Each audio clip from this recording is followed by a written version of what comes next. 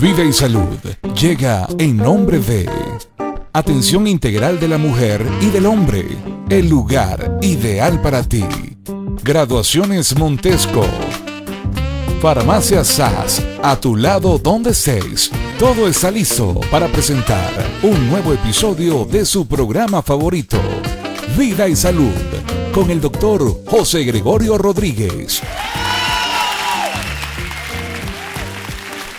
Bueno, nuevamente estamos aquí en nuestro programa número 74 de Vida y Salud con el doctor José Gregorio Rodríguez, la ventana de la salud.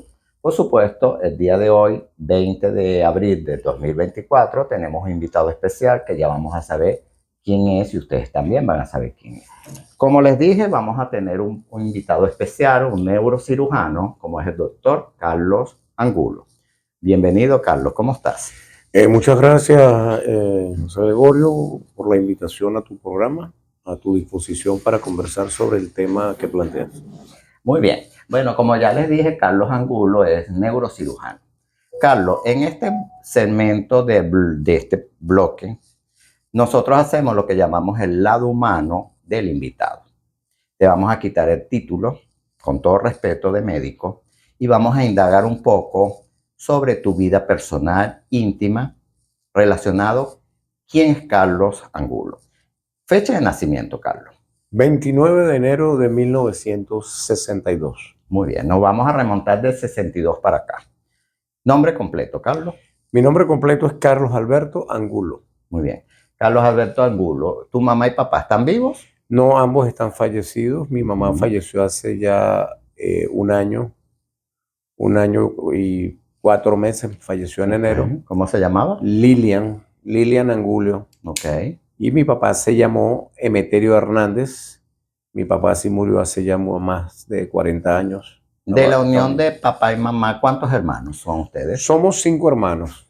Tengo 5 hermanos, de los cuales hay 4 vivos. Somos 4 vivos y una que falleció también hace 2 años. ¿Qué posición ocupas tú en esos 5 hermanos? Soy el número 3, soy el tercero de la camada. De la camada, sí. Muy bien. ¿Cómo fue la infancia de Carlos, de 62 para acá? ¿Qué jugó Carlos en su infancia? Bueno, quisiera aclararte y aclararle al público que no nací en Venezuela, nací en Colombia. Muy bien. Nací en Colombia, en un pueblo del sur de Colombia, en casi límites con Ecuador. Un pueblito llamado, igual que aquí, Barbacoas. Mi infancia la viví en una ciudad muy popular de Colombia, que es Cali, que es relativamente cerca a la población donde nací, pero es más citadino. Viví hasta los 12 años y de los 12 años viajamos, mi mamá y yo viajamos a Caracas y estuve en Caracas hasta los 18 años. Muy bien. ¿Pero qué jugaste en la infancia? En la infancia jugué lo que jugábamos los niños de esa época. Pues jugábamos trompo, burro fijo, eran juegos infantiles. Los juegos tradicionales. Los juegos tradicionales infantiles. Obviamente en esa época no había teléfono, no había internet, no había nada de eso. Y había mucha creatividad. Jugábamos con todo lo que conseguíamos. Es correcto. Había más contacto con la naturaleza. Claro que sí. Hacíamos los papagayos. Allá en Colombia le llamaban las cometas. Ok. Y pues algo que me recuerdo, que me llama la atención, era que remontándonos a esa época, las cometas tenían la cola muy larga y los niños que eran un poquito más grandes y más malucos, más malos, le ponían hojillas. Sí. Y entonces las cometas, cuando chocaban o se acercaban unas las con cortaban, sí, era rudo. Bueno, aquí también en Venezuela también se hacía, sí, se le ponía hojilla en la cola de la cometa. Sí, básicamente nosotros ambos países compartimos las mismas tradiciones. Muy bien. ¿Dónde estudiaste la primaria? En Colombia estudié la primaria y cuando viajamos a los 12 años a Barquisimeto, ya yo había terminado la primaria ya, viajamos a Caracas y volví a empezar desde 4º grado por razones obvias. Tenía que aprender historia y geografía de Venezuela. Sin embargo, terminé el 6º grado allá en Caracas, en el Grupo Escolar Nacional Baruta. Eso queda por el Club de Golf Valle Arriba. Es una zona del este de Caracas. Ahí terminé mi primaria y luego pasé a estudiar bachillerato, el ciclo básico, en Las Mercedes, en el Liceo José Antonio Ramos Sucre, en la avenida Río de Janeiro. Luego terminé el bachillerato en el Gustavo Herrera, que es un liceo, muy sonado en Caracas. Un liceo, sí, en Caracas, semejante aquí al Lisandro Alvarado. Me gradué de bachiller y pedí mi cupo para medicina para Barquisimeto y favorablemente me salió para acá y me vine. ¿En qué fecha te graduaste de bachiller? Me gradué de bachiller en ciencias en el 79. 79-80. Muy bien. ¿Y inmediatamente estudiaste? No, recuerda que en aquella época había que preinscribirse. Y pues yo solicité medicina. Eran 3 opciones, medicina, yo puse medicina, en las 3. Y medicina igual que yo no tenía otra opción. Y pedí Barquisimeto, Mérida y Valencia. No, entonces la gente me pregunta, ¿y por qué no pediste Caracas? Porque no quería quedarme en Caracas, quería salir. Ya querías y ya de la ciudad. Quería irme de la ciudad y vine a Barquisimeto, no conocía a nadie en Barquisimeto. Y empecé aquí, eso fue en el año 82, me salió el cupo. Y desde el 82 estoy aquí en Barquisimeto. Excelente, muy bien. Una vez que culminas la carrera de medicina, ¿qué te motiva a hacer neurocirugía? Una especialidad que primero es larga para obtener el título y segundo, como manejar el cerebro es algo como un poquito complicado, ¿no? Sí. Estudié medicina y como tú debes recordar, fue una época muy complicada, esa época de los 90. Del 90 al 2000 fue una época complicada en Venezuela y hacíamos un semestre por año. E inclusive problemas políticos. Sí, hubo muchas. Los paros. De hecho, cuando me graduó de médico, no podemos hacer el acto académico porque ese mismo día habían matado a un estudiante de agronomía ahí en la escuela de veterinaria. Y entonces vino la policía y habían huelgas, manifestaciones estudiantiles. Nos dieron el título y salimos corriendo, ni nos tomamos fotos. Creo que somos una de las pocas promociones que no se tomó la foto. Que no vivió ese momento. No vivimos ese momento. Esperado, porque uno espera muy esperado durante muchos años. Y bueno, terminé la carrera de medicina.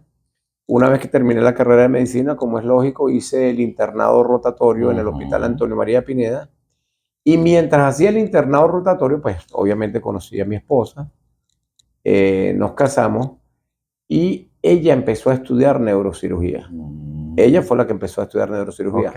Pero una vez que salió ella embarazada, tuvo una placenta previa, se vio muy mal y tuvo que abandonar. Y yo fui a llevar la carta de renuncia a neurocirugía. Cuando yo fui a llevar la carta de renuncia, me pregunta el jefe del servicio, ¿qué estás haciendo tú? Yo le dije, estoy terminando el internado. ¿Y por qué tú no haces esa suplencia? Y entonces hice la suplencia del cargo que dejó mi esposa. Hice una suplencia de 1 año. Y el año siguiente, pues... Empataste con el posgrado. Conocí lo que era la neurocirugía, no sabía lo que era la neurocirugía, me apasionó, me gustó. Y el año siguiente concursé. Y hice 6 años de neurocirugía que se hacían en aquella época. Entonces yo hice realmente 7 años de neurocirugía. Porque hiciste una antesala. Así es. En aquella época recuerdas que la neurocirugía no era universitaria, era una residencia programada. Es correcto. Y por eso había que hacer 6 años. Hace aproximadamente ya 1 año, pues ya el posgrado de neurocirugía universitario. Y yo después de 23 años de neurocirujano hice mi nivelación al posgrado de neurocirugía, cursé otra vez las materias básicas, hice mi tesis de grado de neurocirujano y me dieron mi título de neurocirujano universitario. Claro, qué bueno, qué interesante. Ahora nos quedan 2 minutos de este bloque. Vamos a ping-pong. Preguntas cortas con respuestas cortas. ¿Color favorito? El azul. ¿Color que no va con tu personalidad? El negro. ¿Comida favorita? Me gustan todas las comidas. ¿Alimento que no consumes porque no te gusta? Me gustan todos los alimentos. No hay alguno que rechace. ¿Olor u aroma que te traiga recuerdos? Hay una flor, no sé cómo se llama la flor, Ok. pero es una flor que donde el abuelo me trae muy gratos recuerdos, me trae recuerdos de mi infancia, porque en mi casa había una mata de esa, y de esa flor, Ujú. y tenía un aroma, nunca supe cómo se llama, pero me trae muchos, muchos recuerdos. Perfume favorito. Yo uso Jean Paul. Ok. ¿Eres de series o de cine? Me gustan ambas, pero me enganchan mucho las series. ¿Qué género te gusta? Me gustan, en general, me gustan todos los géneros, pero realmente me gustan las películas que tienen trama. Eh, por ejemplo, vi una película que me engañó, una serie que me enganchó, que se llama House of Cards. Ok. Buenísima, excelente. La recomiendo ampliamente. Tuvo como 4 temporadas y bueno, me enganché. Es excelente. Un libro que te ha marcado tu vida. 100 años de soledad. Muy bien. Me lo he leído 4 veces. Excelente. Un pecado o un crimen que debes confesar. Bueno, yo espero que nunca, que ninguno. No, no, no. ¿No has Crimen, hecho ningún no. pecado? No, bueno, no sé, depende de lo que le llamemos pecado, pues. Los pecados, los pecados que he cometido serán carnales. Ok, bueno, pero has tenido tu pecado. Claro, cómo no. Muy bien, excelente. Pero nunca le he hecho daño a nadie ni mal a nadie. Ok. Eso no, Una no tengo nada. ciudad inolvidable. Oye, me gustó mucho París. Ok. Fui a París y me encantó. Y una ciudad que tú escogerías o un pueblo para vivir el resto de tu vida. Barquisimeto. Barquisimeto. Muy bien. Vamos caminando por Barquisimeto justamente Sí. y te consigues la lámpara de Aladino. Okay. La agarras y la frotas. Te sale el genio y te dice, te concedo, Carlos, 3 deseos. ¿Cuáles serían tus 3 deseos y por qué? Bueno, Primer deseo. bueno, si planteamos lo de la lámpara, que es algo que es algo Mágico. mágico, pues tener viva a mi viejita, que la amo Muy toda la bien. vida. Tu segundo deseo. Pues no tengo así deseos impensables, no. Pero aprovecha el genio que lo tienes ahí enfrente. Está esperando por ti. Bueno, yo creo que hace tener feliz a mi familia. Muy bien. ¿Y tu tercer deseo? Bueno, sería lograr la paz en el mundo. Muy bien. Concedido tus 3 deseos. Ahora nos montamos en un carro que se transporta en el tiempo. ¿Te acuerdas de la saga Volver al Futuro? Sí, Vámonos al pasado. Ya que tú estás del 62 para acá. sí. ¿Qué época o qué civilización te gustaría vivir y por qué? Del pasado. Sí, del pasado. Tú Del has vivido pasado. del 62 para acá. Vamos Sí. para atrás. O sea, no la mía, de No. ahí para atrás. Oye, la época de los años 30 me parece que es una 30. época bien romántica, bien Ok. bonita. Muy bien. Nos volvemos a montar en el carro. Ahora vámonos al futuro. Sí. ¿Cómo se ve Carlos con 30 años más? En 30 años más tendría 90. Ujú. Seguramente estaré retirado. Ok. Ojalá que esté vivo todavía y que goce de buena salud Excelente. con Claro mis que sí. nietos. Nos volvemos a montar en el carro. Ahora vamos a tu vida. ¿Qué momento de tu vida te gustaría revivir y por qué?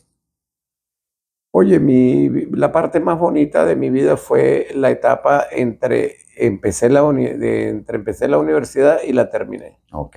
Y me gustaría vivir esa Revivirlo forma. otra vez. Muy bien. Ahora vamos a la cama, vamos a la intimidad. Vale. ¿Duermes del lado derecho o del lado izquierdo de la cama? Normalmente del lado derecho. ¿Con ropa o sin ropa? Con la ropa más holgada que tenga, un short. ¿Con media o sin media? Sin medias, no las aguanto. ¿Cuántas almohadas duermes? 2. 2. ¿Arriba o abajo? ¿Arriba o abajo? Ujú. En la cama. Sí. Si estás en una habitación y una litera y te dicen, coge, ¿dónde quieres estar? Abajo. Abajo. Sí. ¿Adentro o afuera? Adentro. Ok. ¿Te bañas, te gusta ducharte acompañado o solo? Normalmente me ducho solo. ¿Tienes algún fetiche? ¿No? ¿Fantasía sexual que no has cumplido? No. Tampoco. Ya las he cumplido. Ah. Las que tenía las he cumplido. Excelente. Bueno, ya pudieron seguidores y radioescuchas ver y analizar el perfil de nuestro invitado del día de hoy, el doctor Carlos Alberto Angulo, un ser humano igual que nosotros, que todos, que tiene cosas buenas, cosas malas y que ha vivido la vida como debe ser. Bueno, en el próximo bloque sí vamos ahora a entrar en materia con el doctor Carlos Angulo tratando el tema de la cefalea y sus complicaciones y sus efectos. Vamos a unos compromisos de la estación, ya regresamos en la ventana de salud, como es Vida y Salud, con el doctor José Gregorio Rodríguez, ya regresamos. Bueno, nuevamente estamos aquí con nuestro invitado de la noche de hoy, el doctor Carlos Alberto Angulo, neurocirujano, y vamos a tratar un tema interesante, la cefalea. ¿Quiénes de ustedes no han tenido un dolor de cabeza, esa molestia que no les da importancia y que tiene una repercusión cuando se repite en el tiempo? Carlos, vamos de lo simple a lo complejo. ¿Qué es la cefalea o el dolor de cabeza? Sí. Quisiera empezar por decir que es tan importante lo del tema de la cefalea, que es la primera causa. Es la primera causa de consulta a nivel mundial. Es correcto. Y es la primera causa de ausentismo laboral. La cefalea es un dolor desagradable en la cabeza que puede ser de diferentes tipos y puede ser causado por muchas cosas. Es una sensación dolorosa de diferentes intensidades dependiendo del tipo de dolor de cabeza. Como tú lo dijiste, el dolor de cabeza se le llama cefalea. Y la cefalea, esta sensación molesta, es un síntoma. Es un síntoma obviamente subjetivo, depende del sujeto y del umbral del dolor del sujeto. Por lo regular, la cefalea es más frecuente en las mujeres que en los hombres. Y sobre todo cuando hablamos de algunos tipos de cefalea, como la cefalea vascular, que es la más común, que es la llamada migraña. La cefalea puede ser un síntoma causado por muchas patologías de la cabeza. Pero antes que digas las causas, Sí. quiero que a los radioescuchas, a los seguidores, les explique cuando duele la cabeza. ¿Qué duele? Porque la gente dice, bueno, yo tengo aquí es el cráneo y dentro del cráneo una serie de órganos, que es el cerebro, el cerebelo y eso. Pero ¿qué realmente duele cuando ocurre la cefalea? Cuando ocurre la cefalea, dependiendo del tipo de cefalea, duelen muchas cosas, porque el dolor viene determinado por el sistema nervioso aferente, por lo que llega al cerebro. Como es una sensación, es una percepción de algo que viene de afuera. La cefalea se percibe por estimulación de cualquiera de las estructuras inervadas. Puede ser el cuero cabelludo. El cuero cabelludo está inervado, el cráneo está inervado, la dura madre está inervada. En todo caso, por eso te digo que dependiendo de la estructura que esté afectada, la cefalea puede ser diferente. Voy a poner el ejemplo. La cefalea, por ejemplo, hay una cefalea que es una neuralgia del nervio de Arnold, que es un nervio que está detrás de la oreja. Es un nervio que en algunas personas se inflama, se comprime por alguna razón y eso produce un dolor de cabeza muy incómodo, molesto. Es un dolor permanente. A diferencia, por ejemplo, de una jaqueca, de una cefalea vascular, que en todo caso es lo que la gente conoce por la migraña. Pero también un problema de refracción, una persona que tenga problemas de visión, que no vea bien, que no pueda fijar bien, eso hace que force la vista y eso produce dolor. Cualquier lesión en el cuello, llámese contractura muscular por hernia, por artrosis, por lo que sea, produce dolor del cuello y referido a la cabeza. O sea, un problema de la cervical o del cuello me puede reflejar el síntoma de la cefalea. Una sinusitis te produce cefalea. Hay una patología muy frecuente confundida también con las cefaleas vasculares o migrañas, que es la neuralgia del trigémino. El trigémino es un nervio que inerva la cara, da la inervación sensitiva de la cara, y este nervio por algunas razones se irrita, se comprime y produce ese tipo de dolor que la gente no sabe definir y se confunde pues con otros tipos de dolores de cabeza. Los dolores por caries, por mala oclusión dental, también produce cefalea. De tal manera que no todo dolor de cabeza quiere decir que hay una lesión en el cerebro. Existen los dolores de cabeza también por hipertensión endocranial. Cuando una persona tiene un tumor, cuando una persona tiene una hemorragia o cuando una persona tiene una infección en el sistema nervioso central, que son las meningitis o las encefalitis también. Entonces, El dolor de cabeza, como te digo, es un síntoma. Es un síntoma entonces que refleja la afectación de cualquiera de estas estructuras que hemos mencionado. Y fíjate que como es un síntoma, no puede ser medible.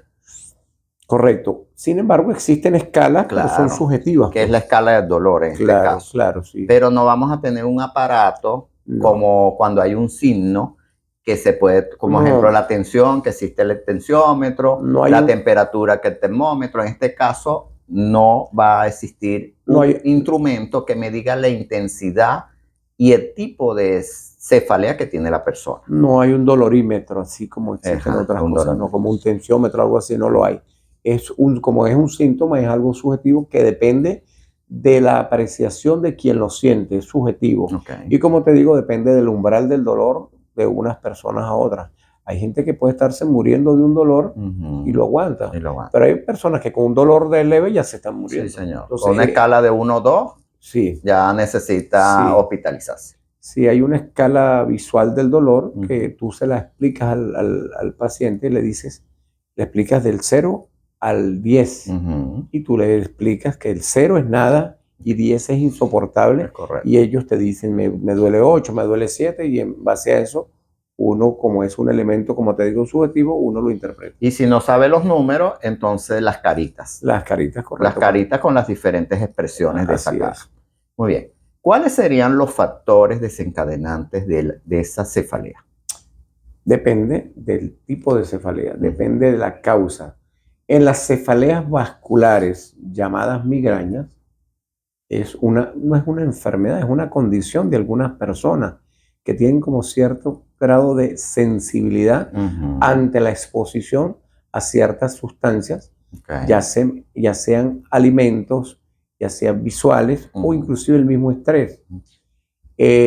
La migraña, hay inclusive una clasificación de diferentes tipos de migraña, la clásica, migraña en racimo, etcétera. Hay muchas clasificaciones de la migraña, pero migraña es migraña, pues es un dolor de cabeza, por lo regular es micraniano, una parte de la cabeza, compromete, hay dolor en el ojo. Tiene unas características particulares, algunas tienen un aura. Cuando le va a dar la cefalea, empiezan a ver como estrellitas. Algo que les avisa que ya viene el dolor. Que le viene eso. Y también se acompaña de algunos elementos como náusea. Hay gente que vomita y cuando vomita se le calma. Pero también la exposición a ciertas sustancias, a ciertos alimentos, sobre todo los embutidos, los enlatados, los refrescos, los taninos, el vino, los licores, sobre todo que tienen color, es un desencadenante para muchas personas para que sufren de la cefalea vascular. Okay. Otros desencadenantes, cuando tú me dices, por ejemplo, un dolor de cabeza por una caries, una caries dental, una infección a nivel de la boca, eso te produce también dolores importantes porque, vuelvo y te repito, todas esas estructuras de la cara están inervadas por el nervio trigémino, pues, que se afectan y producen unas manifestaciones bastante elocuentes en cuanto a lo del dolor, pues. Según la frecuencia de mayor a menor, ¿cuáles serían las primeras causas de la cefalea? Las primeras causas de la cefalea. Las primeras causas, la principal causa de cefalea que conocemos como es la vascular. Son las cefaleas vasculares. Sí. Okay. Luego vienen las cefaleas por otras razones, como los problemas de refracción, los problemas cervicales, problemas de malas oclusiones dentales. Y de última, son las menos frecuentes, aunque son las más temidas, cuando hay una lesión ocupante de espacio en el cerebro. Los tumores. La gente dice, ¿será que tengo un tumor? Ajá. Entonces, no, uno más bien lo pone de último. No todo dolor de cabeza es tumor. Es lo menos frecuente. Pero hay que pensar. Siempre hay que pensarlo. Sin embargo, cuando hay un dolor de cabeza por causa de una lesión ocupante de espacio, que es lo que llamamos LOE. LOE, que es un tumor, una lesión ocupante de espacio. Cuando es por esa causa, no solamente hay dolor de cabeza, hay otros elementos. El paciente tiene alguna focalización neurológica, alguna parálisis, también se acompaña de vómitos, se acompaña de lo que llamamos los signos de hipertensión endocranial, pero también puede acompañarse de algunos elementos de irritación de la corteza cerebral, como son las convulsiones. Entonces, muchos tumores debutan con convulsión. Bien sea generalizada o focalizada. Claro que sí. Okay. Sí, porque la gente asocia convulsión, es típico que la persona tiembla todo, voltea los ojos y bota baba. Sí, de hecho. Pero también hay las convulsiones focalizadas. Hay convulsiones focalizadas e inclusive existen las crisis de ausencia, que el paciente ni siquiera se mueve, sino que es que se desconecta, el paciente se queda mirando así y ya pasó. Y hay otros tipos de convulsiones como son las crisis autonómicas o las crisis neurovegetativas, que también son descargas del sistema nervioso autónomo. Una persona le da, me lo decía una paciente, y por eso tiene que ser el especialista, ya sea el internista o el neurólogo o el neurocirujano que haga estos diagnósticos. La señora decía, doctor, tan raro. Mira, a mí me duele la barriga, me pongo sudorosa y me desmayo. Eso es como un tipo de convulsión, es una crisis. Es correcto. Es una crisis y no necesariamente son una crisis tónico-clónica, como es la acostumbrada. Es la acostumbrada, muy bien. En el próximo bloque, porque ya nos queda menos de un minuto, vamos a los compromisos, te dejo la pregunta en el aire. Las personas a la cefalea muchas veces la dejan como es parte de mi vida. Sí. Y es normal para mí, me tomo un analgésico y se me quita. Y no acuden. ¿Cuándo debo yo acudir al médico y a qué médico debo acudir cuando yo tengo una cefalea que se me repite en el tiempo? Pero eso me lo responde en el próximo bloque. Vamos, por supuesto, a mencionar nuestros patrocinadores, como es la atención integral de la mujer y del hombre, el lugar ideal para ti, ubicado en la avenida Pedro León Torres, con la calle 55, hospital privado, primer piso, consultorio número 20. Como lo dice, el lugar ideal para ti, donde hombres y mujeres pueden acudir con especialistas que les van a diagnosticar, prevenir todas las enfermedades y patologías que pueden estar afectando su vida. Ya sabes, la atención integral de la mujer y del hombre. Fin de la publicidad, vamos a compromisos de la estación y ya regresamos con nuestro invitado de la noche de hoy, el doctor Carlos Angulo, quien nos está hablando de la cefalea y sus complicaciones. Bueno, en el tercer bloque del programa, como es la ventana de la salud, vida y salud con el doctor José Gregorio Rodríguez por 97.5 FM, la estación de Fe y Alegría. Y por supuesto, vamos a vernos en presencial por el canal de YouTube Vida y Salud Becuteo. La pregunta que quedó en el aire, Carlos. La cefalea, como te mencioné, a veces las personas la consideran como parte de su vida y se acostumbran a tener ese dolor de cabeza. ¿Cuándo realmente le debe la persona prestar importancia y acudir a un médico y a quién debe acudir? Sí, por lo regular, como sabemos, como es un síntoma, cuando una persona tiene un dolor de cabeza, lo más lógico es que la persona se tome un analgésico. La mayoría de las veces calma. Se automedica. Se automedica con cualquier analgésico, que la mayoría son de prescripción libre.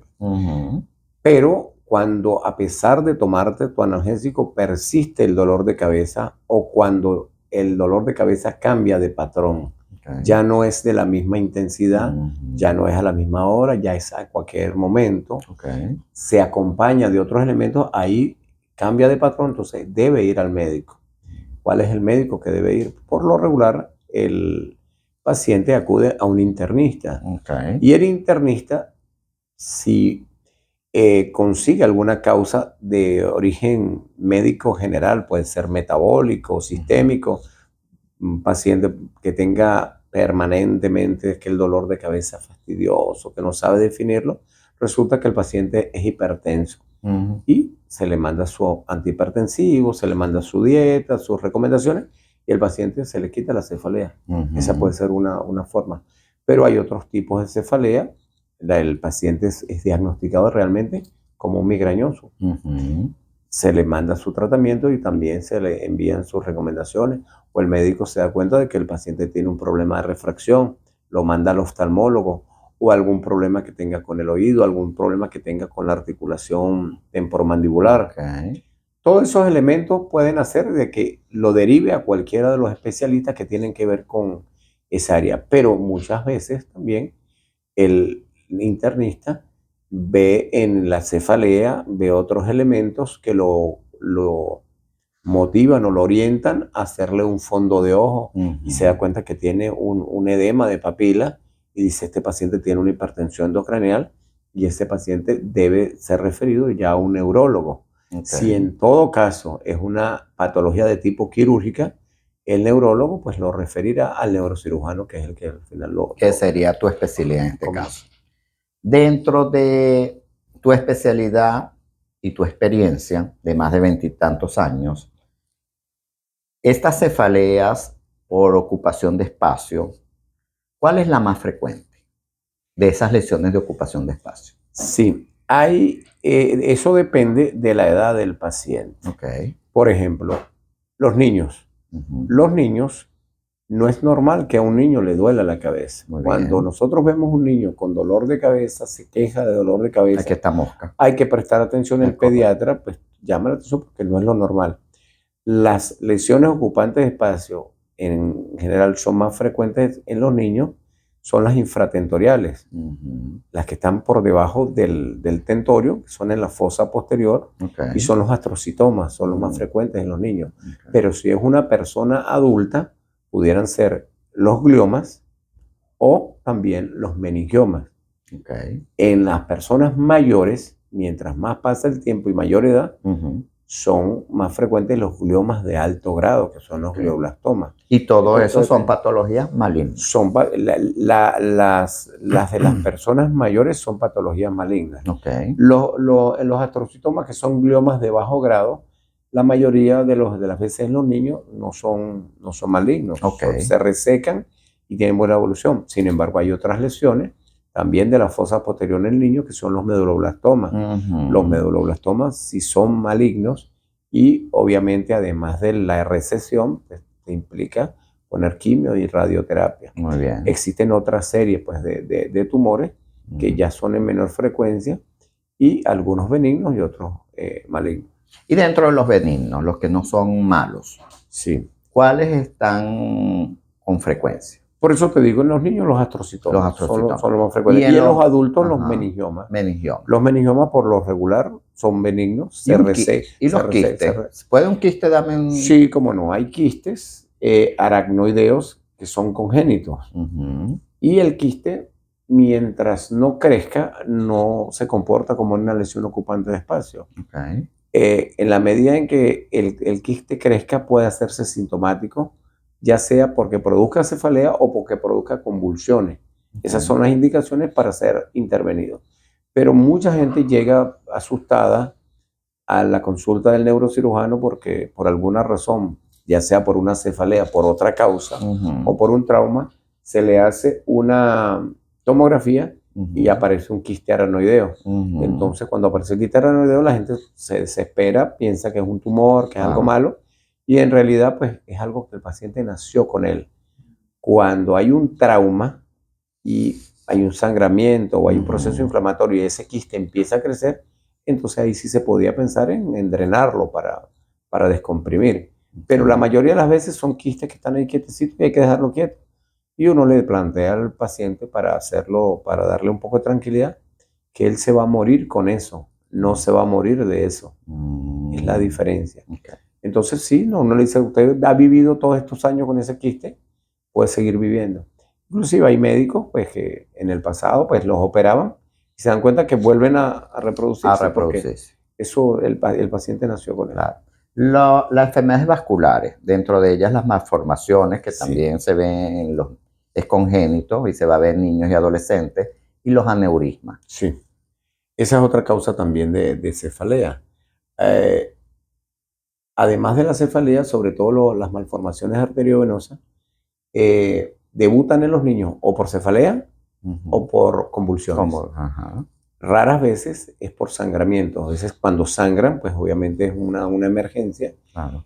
También puede producir cefalea, pero es una cefalea intensa con deterioro del estado de conciencia. En los adultos, sobre todo en las mujeres, son más frecuentes, como dijiste, los aneurismas. Los aneurismas pueden diagnosticarse ya sea por cefalea, pueden diagnosticarse porque haya una focalización neurológica. De repente es una señora que amaneció un día con el ojo apagado, no puede levantar el ojo, tengo los ojos cerrados, se le hace una tomografía o se le hace una resonancia magnética y se ve que hay una lesión ocupante de espacio. Le hacen una angiotomografía o una arteriografía y se ve la dilatación de la arteria, del vaso, que se comporta como una lesión ocupante de espacio. Las otras veces es que hay un tipo de dolor de cabeza que es el dolor de cabeza más intenso que has tenido en tu vida, es de aparición brusca. El paciente, el dolor es tan fuerte que la mayoría de las veces o pierde la conciencia, relaja esfínteres o convulsiona de lo intenso del dolor. Ese es el dolor de la hemorragia subaranoidea espontánea, que por lo regular se debe a la ruptura de un aneurisma o de una malformación arteriovenosa. Ese es el tipo de cefalea más grave que hay y que hay que salir corriendo, pues. De hecho, pues, mi esposa, tengo la experiencia personal de que mi esposa se le rompió un aneurisma. Y ella misma me lo describe como el dolor, un dolor lacinante en la cabeza que tú no te da tiempo de pensar. Es como si te hubieran dado un tiro, pues. No sabes qué te pasó, de dónde te llegó.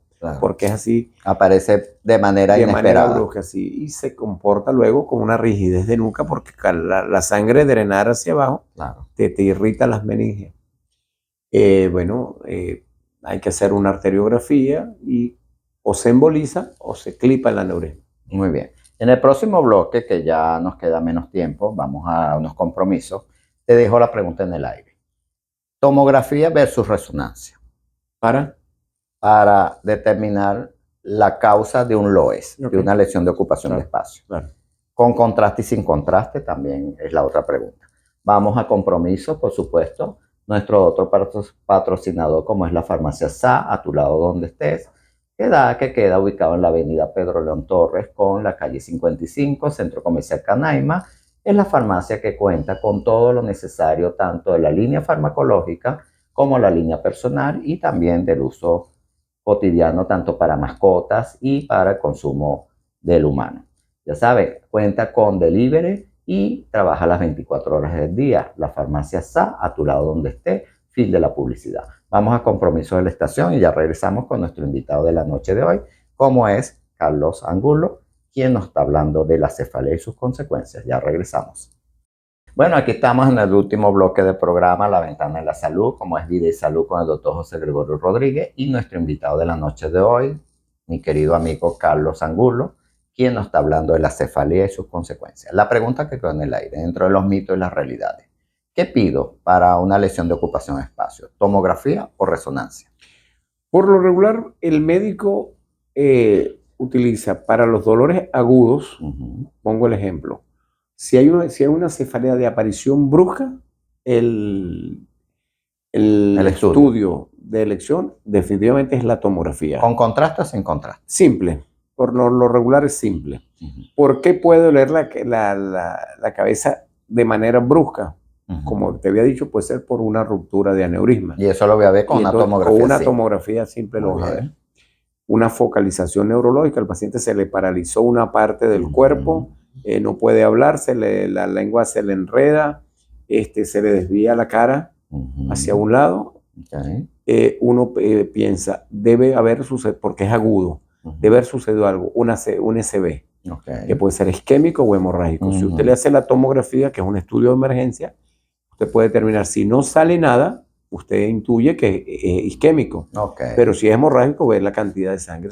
Correcto. Pero ante aquella cefalea que es de aparición insidiosa, que no se quita con nada, que el paciente tiene una focalización neurológica, o sea que le falta la fuerza de una parte del cuerpo, el ojo lo tiene gacho, que dice la gente, uno hace el análisis y uno dice, aquí debe haber una lesión ocupante de espacio. Entonces no tiene sentido pedir una tomografía para después pedir una resonancia. Entonces ese es el caso donde tú dices una resonancia y con contraste. Porque en todo caso el médico debe siempre, a pesar de que tenemos la tecnología a la mano, siempre debemos ser clínicos. Y el examen físico, el interrogatorio, los antecedentes son importantes para hacer el diagnóstico clínico. Y una vez hecho el diagnóstico clínico, uno tiene el estudio complementario para como dice la palabra, complementarlo para corroborar que lo que uno está pensando con su examen es eso. Entonces, si es una acefalea brusca, de aparición brusca, pida una tomografía. Si es una instalación brusca de una parálisis de cualquier parte del cuerpo, pida una tomografía. Pero si es una progresión insidiosa, una cefalea, usted dice, debe haber una lesión ocupante de espacio ahí y pida de una vez una resonancia con contraste. Fíjate lo bonito de lo que has dicho cuando queremos ser clínicos, que es muy importante el interrogatorio, el examen físico, para orientar qué estudio tomar y no esperar que el estudio me sorprenda a mí como médico. Claro. Y entonces he visto en las consultas, y yo como oncólogo, entonces me va el paciente ya con un LOES, con un cáncer, un tumor cerebral, que pasó por tomografía, pasó por resonancia con contraste, sin contraste, y no lo manejaron como tú lo dijiste tan bonito. Claro. Que dependiendo de la ubicación y todo el interrogatorio, tú te inclinaste a qué estudio voy a solicitar. Inclusive vamos a ahorrar dinero y tiempo a ese paciente. Correcto. Porque una tomografía tiene un costo. Si después pedí tomografía y no me dice nada, ahora vamos con una resonancia. Ahora vamos a hacerla con doble contraste, triple contraste y pared de contraste. Y después que voy con una angiotá y pared de contraste.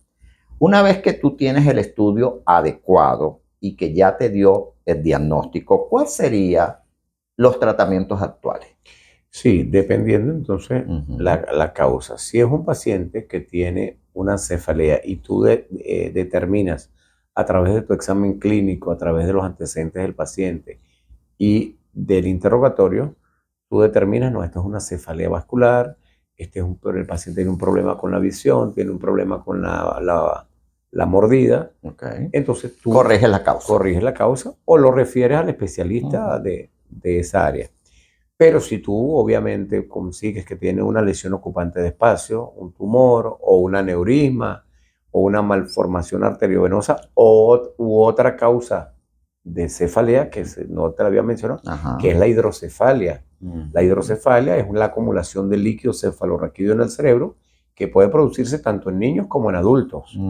Entonces, nosotros tenemos un líquido en la cabeza, dentro del cráneo, que es donde está embebiendo y del que circula a través de los ventrículos, que es el líquido cefalorraquídeo, que por alguna razón puede obstruirse su circulación y se va acumulando, como cuando una persona, por ejemplo, no puede orinar y se le llena la vejiga, a diferencia que en el cerebro pues hay estructuras muy nobles. Entonces la hidrocefalia puede producirte cefalea. En todo caso, pues cuando es así, ya uno diagnostica una hidrocefalia, una lesión vascular o un tumor, entonces es un paciente que debe ser preparado para una cirugía. Si es una hidrocefalia, derivarla, ponerle una derivación. Si es una malformación arteriovenosa, actualmente existen diversidad de tratamientos mínimamente invasivos, se pueden embolizar, se pueden operar también, resecar, pero es un poco más dramático, más agresivo. Igual con los aneurismas, se pueden embolizar o se pueden clipar. Y los tumores, dependiendo del tipo de tumor, hay tumores, podemos decir, son malignos. Los tumores malignos, la conducta actual es la resección y el tratamiento doble, inmediato, tanto quimio como radioterapia. Pero eso tiene que ser rápido. Rápido. Y es importante hacer énfasis en eso porque las personas entonces, es que lo operaron y creen que ya el neurocirujano sacó todo. Y cuando volvemos a hacer el estudio postoperatorio, vemos que el espacio está igualito. Y dice, pero el doctor entonces no me operó. Sí te operó, pero te demoraste mucho tiempo en proceder a lo que sigue. Sí, es importante esa acotación que haces. Cuando los tumores son sobre todo malignos, los glioblastomas multiformes, tú le haces una resección de un glioblastoma multiforme al paciente y una vez que el paciente egresa, una vez que le retira los puntos, tiene que empezar con quimio y radioterapia, porque si no, a la vuelta de un mes, 2 meses, hay un elemento en la parte molecular de los tumores malignos que se llama el factor de crecimiento tumoral, que una vez que tú lo tocas, pareciera como que si se pusiera, lo aceleraste si se pusiera bravo. Y hemos visto pacientes, sobre todo en la parte hospitalaria, esperando el cupo en terapia, eso, que operamos una muchachita de un tumor y al mes estaba el triple de lo que sacamos. Es correcto. Entonces la gente cree que, Claro, dice, que no. lo metieron y no le hicieron nada. Y eso es más o menos como cuando yo le explico a los pacientes para que lo entiendan, como cuando uno tiene en su jardín o en alguna granja que tenga, usted tiene una mata, que es la maleza, usted la arranca. El montecito. Usted lo arranca, pero si usted no le echa gramoxone, él vuelve a salir. Es correcto. Igual pasa con y a veces te sale más resistente, así es, más duro para eliminarlo. Así pasa con los tumores, igualito. Así es. Muy bien. Otro de los casos que vemos es la automedicación. Tú sabes que las personas en general les gusta automedicarse para no acudir al especialista. Entonces me tomo un analgésico, ese me funcionó, pero llega un momento en que ya la dosis no me funciona, el analgésico no tampoco, y aumento dosis. Entonces le dice el amigo, el familiar, tómate 2 tabletas, tómate 3, tómatelo cada 2 horas y pare de contar. ¿Eso es adecuado que hagan eso? En Venezuela y en nuestros países latinos, sobre todo, es muy frecuente que todo el mundo se crea médico. Es correcto. Y todo el mundo receta.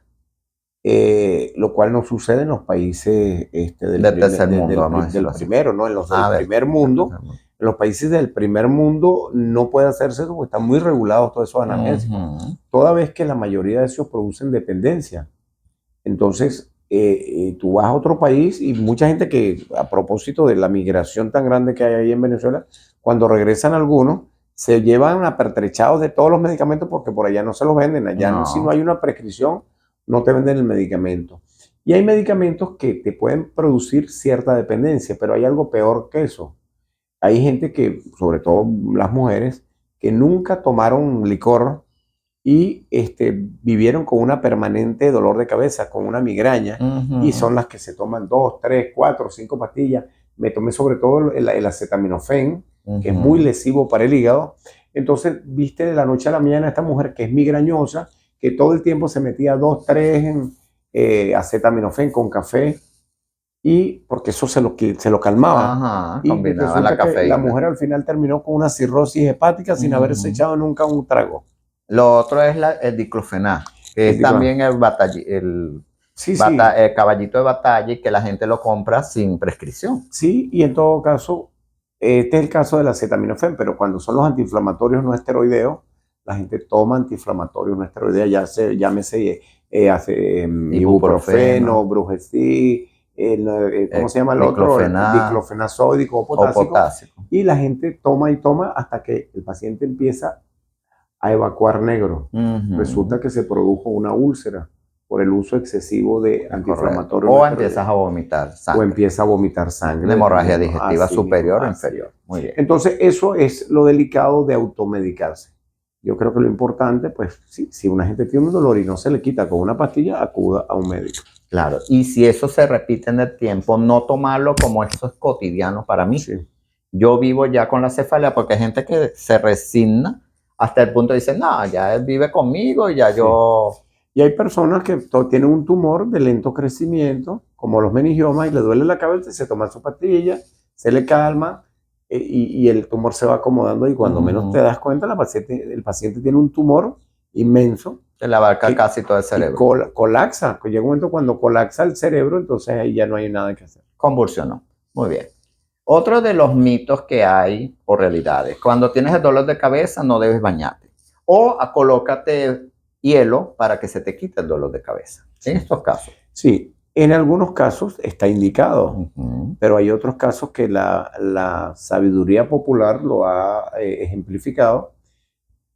Alguien le dolía la cabeza y fue y se bañó y cayó muerto.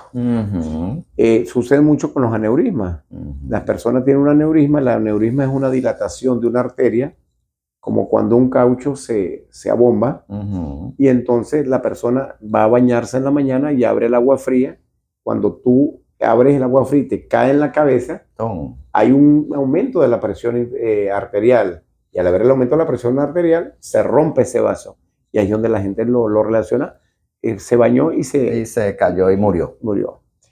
Por eso es muy recomendado, cuando uno se va a bañar en la mañana, usted primero mete los pies. Es correcto. Y después mete la cabeza. Vaya ambientándose. Pero es correcto. Y sobre todo estos altas temperaturas que la gente hace esos cambios bruscos Sí. de calor a frío, eso también puede generar una Así cefalea. es.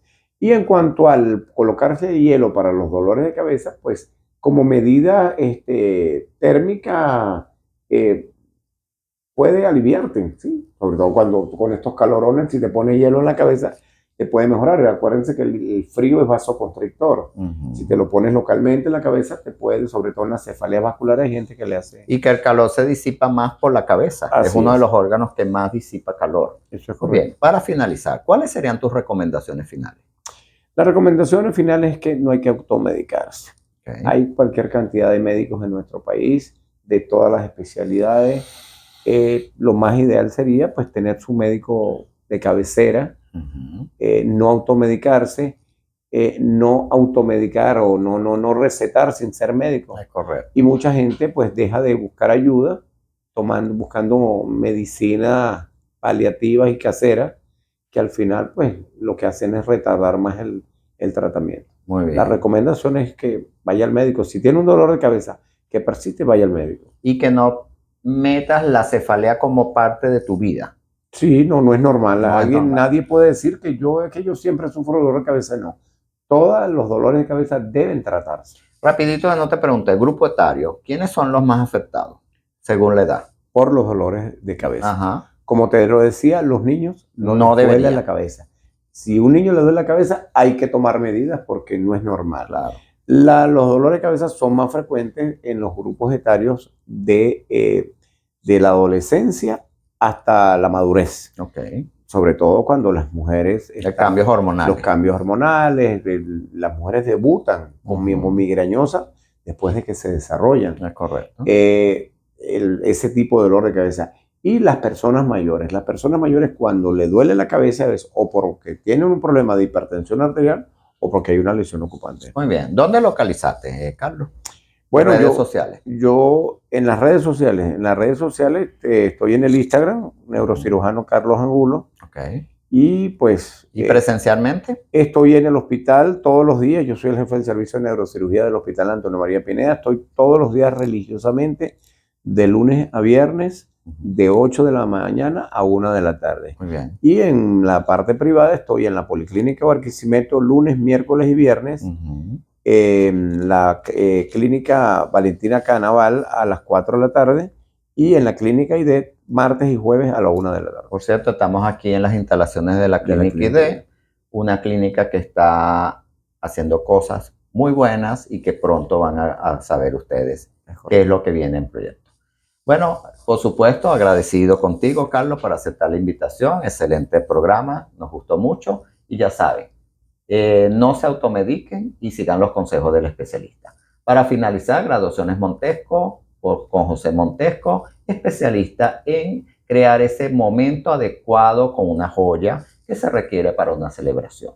Ya saben, no dudes en consultar en Graduaciones Montesco con José Montesco, quien te va a diseñar el anillo o la prenda ideal para celebrar tu momento especial. Fin de la publicidad. Agradecido con todos. Nos vamos con Dios y los dejamos con Dios. Y por supuesto, ya sabes, esté atento al próximo programa por 97.5 FM, la estación de Fe y Alegría, y los domingos de 8 a 9 en el canal de YouTube y de Salud BQTO, donde tendremos otro interesante programa como el de la noche de hoy. Bendiciones para todos. Vida y Salud llega en nombre de Atención Integral de la Mujer y del Hombre, el lugar ideal para ti. Graduaciones Montesco. Farmacia SAS, a tu lado donde estés.